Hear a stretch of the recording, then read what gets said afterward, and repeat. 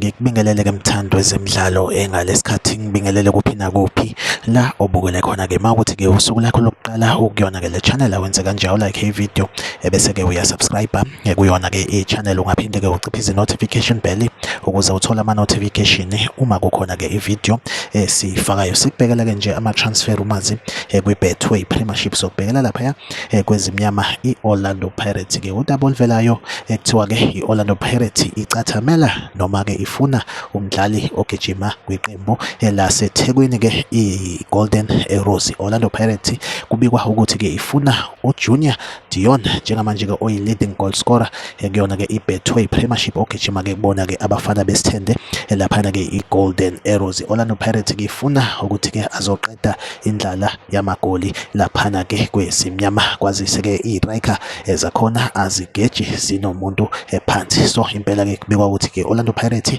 ngathi ke iyamfuna lo mdlali ukuyilungiselela isikhathi ke sewende lama transfers makuvala ke yona le season lapha ngenyanga kaJuly. Yona update engiphethe njengamanje, like i video, usubscribe kuyona ke i channel bena nawe ahlangabezana kwi video elandelayo.